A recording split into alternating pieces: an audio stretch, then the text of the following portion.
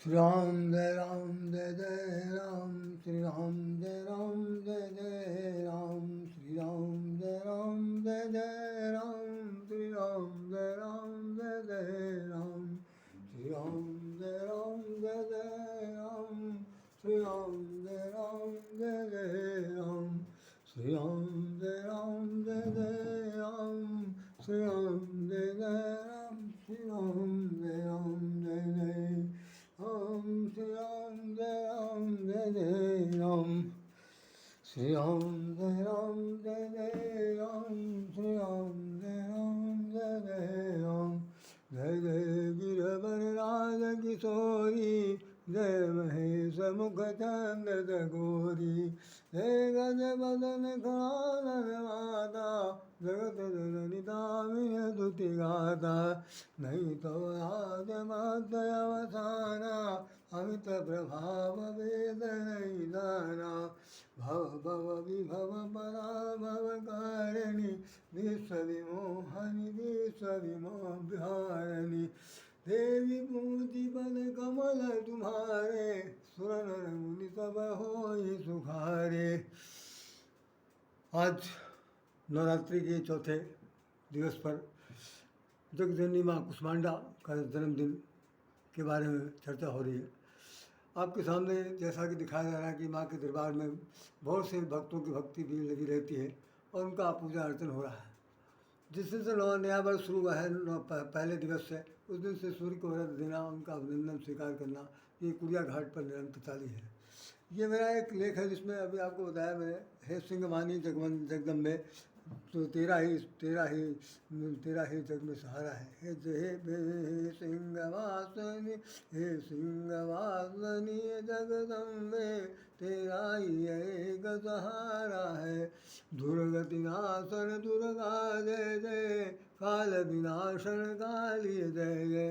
इसमें देखें हमारे नाम कहीं पर नाम छपा हुआ है, आप देखें तो निश्चित रूप से दुर्ग विनाशन दुर्गा जैसे, काल विनाशन काली जैसे।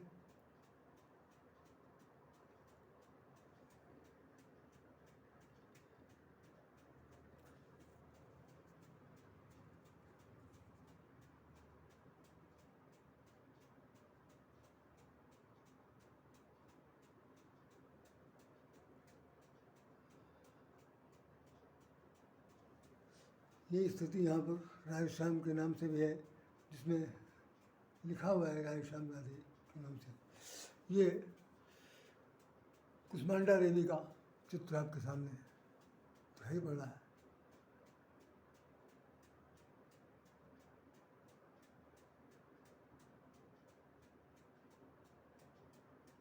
कुष्मांडा देवी का ये चित्रण आपके समक्ष।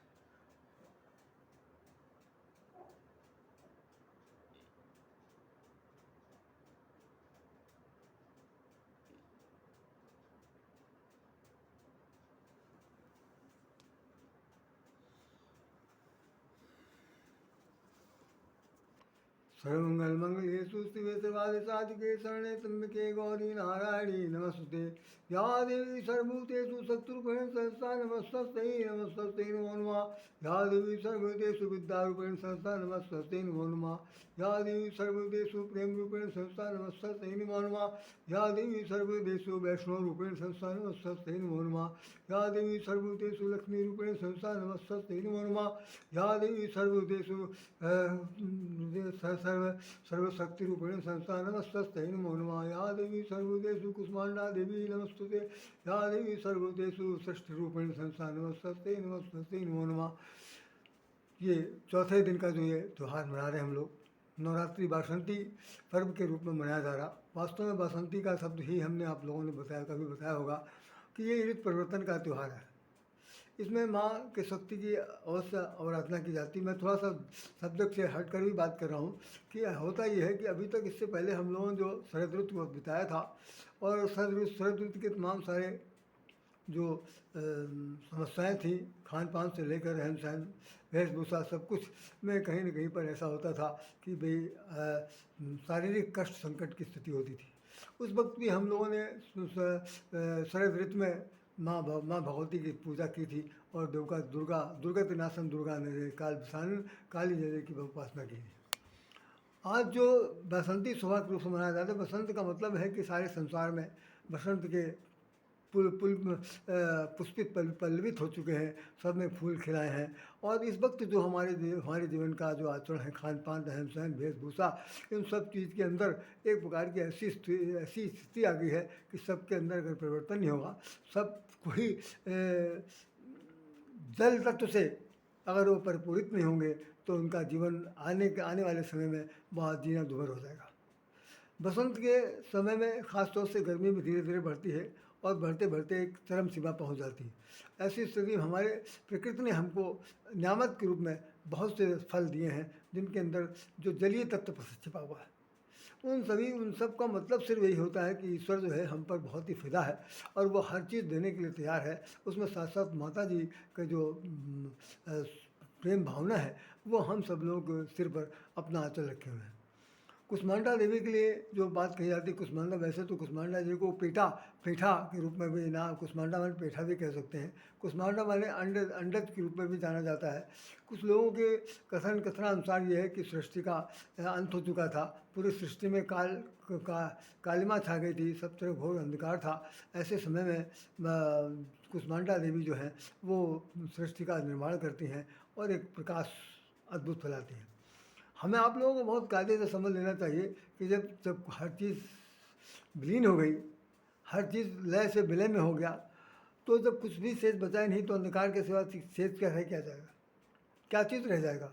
तो जो चमत्कारिक रूप से अगर प्रकाश फैलाने वाला जो पारब्रह्म परमेश्वर है, और वह पारब्रह्म परमेश्वर का जो उसकी स्त्रीलिंग है वो नारायणी, अगर वो किसी भी रूप में प्रकट होती हैं और प्रकट होकर के वो सृष्टि के निर्माण में अपना संपूर्ण योगदान देती हैं, उन नामों में यदि कुष्मांडा देवी का नाम हमें आपके सामने वेद पुराण बताते हैं तो निश्चित रूप से वो पूजनीय हैं, नमन करने हो गए और उनका हर तरह से स्मरण पूजन हवन करना चाहिए। तो भावना सिर्फ इतना ही है कि हमारे आपके जीवन में हर तरह का परिवर्तन पूरे कालखंड में होता है। उन कालखंडों में परिवर्तन के साथ साथ ये देवी देवताओं को भी हमें साथ साथ लेकर के अपनी दिनचर्या के लिए आगे बढ़ना है। केवल अपने मनमानी कर देने से कुछ भी नहीं होने वाला था। माताएं जितनी भी हैं वो सब आपके स्वभाव, गुण और चरित्र के अनुरूप ही आपको फल दे सकते हैं। अन्यथा ऐसा नहीं हो सकता कि हाथ जोड़कर प्रार्थना कर लें, चार ठो बतासे चढ़ा दें, या भैया हमारे घर आना, हमारे आंगन में आना, माताएं, औरतें, माँ बहनें गाना गा के सब कुछ कर दें और माता जी प्रसन्न होकर के कुछ देती चली जाए। मुझे तो कम विश्वास होता है ऐसी बातों में। आज भी हम एक गाना सुन रहे थे, उसमें कुछ औरतों ने इस तरह के गीत गाए थे जिसमें कि हमने तो बहुत कम मांगा था लेकिन तुमने तो हमें इतना दे दिया कि शुक्रिया शुक्रिया शुक्रिया। मैं तो बहुत हैरान था कि शुक्रिया शुक्रिया कहने की इतनी हिम्मत कैसे पड़ गई कि भैया माता जी ने तो दिया है, नहीं दिया ये तो बहुत बड़ा पैमाना तो है नहीं। हमने मांगा तो उनसे बहुत कुछ था कि जब हम लोग ये मांगते हैं कि कोढ़ी को काया दीजिए, बाजिन को पुत्र दीजिए और जिनके शादी नहीं है उनको वर दीजिए, तो जब इतने बड़े बड़े चीज़ें मांगने के लिए तैयार बैठे हो उसके बाद ये कहते हो कि भाई माता जी आपको शुक्रिया शुक्रिया। अरे शुक्रिया कहने से तो समझ रहे हैं बिल्कुल मतलबी है, अपने अपने मतलब के काम के लिए हमारे सामने शीश झुकाने आए, ढोलक ढप्पा बजा रहे, जरूरत क्या है। नमन का तो अर्थ यही है कि हमें कुछ नहीं चाहिए। कोई ऐसी भक्ति प्राण देवी देवता कोई भी ऐसा, मैं तो समझता हूँ माँ बहन या कोई भी पुरुष ऐसा मैंने किसी मंदिर में नहीं देखा आज तक कि जो मांगता ना हो। हमें इस बात को कहते हुए बहुत ही हिचक भी है और कहना चाहिए कि भाई संकोच इस रूप में है कि भाई हम किससे क्या मांग रहे हैं और क्यों मांग रहे हैं। जब वो अंतर्यामी है, घट घट व्यापी है, तो ऐसी स्थिति में उससे मांगने से क्या भाई, वो मांगा तो दे देगा। वो तो कह रहा है हम सबको जानते हैं, हम सब जानते हैं आपको क्या चाहिए। तो जब जिसको सब कुछ पता है हमें क्या चाहिए तो फिर उससे मांगने से क्या फ़ायदा भाई। आप तो सो तुम जानो अंतर्यामी, जब रामचरितमानस में चौपाई लिखी हुई है, सो तुम जानो अंतर्यामी पूर्वो मोर मनोरथ स्वामी, ये तो कह ही रहे हैं कि मोर मेरा मनोरथ पूरा करो। सब लोग अपना मनोरथ पूरा करना चाहते हैं और तुम जानते हो ये उलाहना दे जा रहे हैं। तो इन सब चीज़ों से बचना है और माँ देवी कुष्मांडा देवी की पूजन अर्चन में सिर्फ यही कहना है कि देवी जी आपसे मुझे कुछ नहीं चाहिए। तो क्या चाहिए भाई, हाथ जोड़ ले क्यों खड़ा हो? तो सिर्फ ये चाहिए कि आप अपनी कृपा, अपना ममत्व का आंचल हमारे इस सिर पर रखे रहिए, कभी भूलिएगा नहीं। क्योंकि माँ बाप अगर अपने आँखें आँखें फेर लेंगे तो आप यकीन मानिए, आप चाहे कितने भी बड़े आसमान छूने वाले बन जाइए, निश्चित रूप से जड़ कटने में सेकंड नहीं लगेगा। तो ये मेरी अपना अनुभव है, और ये प्रार्थना है कि भगवान से सब कुछ मांगिए। तो जब वो नारायण से नारायण से नारायणी बन गए तो भगवान तो ले, तो आपको ये बात का आश्चर्य न बनिएगा कभी, क्योंकि इस बात को भगवान राम ने स्वीकार किया है। ये अरण्य कांड में हमने शायद कभी चर्चा होकर बताया होगा कि नारद से उन्होंने कहा था कि मैं सबसे पहले पुरुष से पहले स्त्री का रूप धारण करता हूँ। तो उसमें उन्होंने लिखा है कि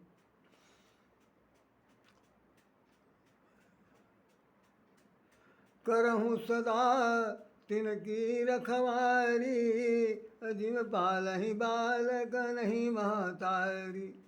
करहूँ सदा तिनकी रखवारी, जिम पालहि बालक नहीं महतारी। मैं अपने परिवार के, संसार के अपने सभी संतान को, सभी भक्तों को, सभी अपने स्वजन को, अपने जो मेरे प्यारे अंश हैं उन सबकी मैं रखवाली ठीक उसी प्रकार से करता हूँ जैसे माताएं अपने बच्चों का लालन पालन करती हैं। तो ये भगवान स्वयं कह रहे हैं कि तुम पालो बालक ही महतारी। तो नारद जी ने ये पूछा कि भाई आपने हमारा पालन पोषण करने में बड़ा धोखा दिया, आपने हमारी शादी नहीं होने दी। तो उन्होंने, वो प्रश्न तो बड़ा विचित्र है, उसको कहें हाँ हम जिक्र नहीं करेंगे। भगवान ने कह दिया कि तुम नासमझ थे, इसलिए तुमको हमने वहाँ से बचाया।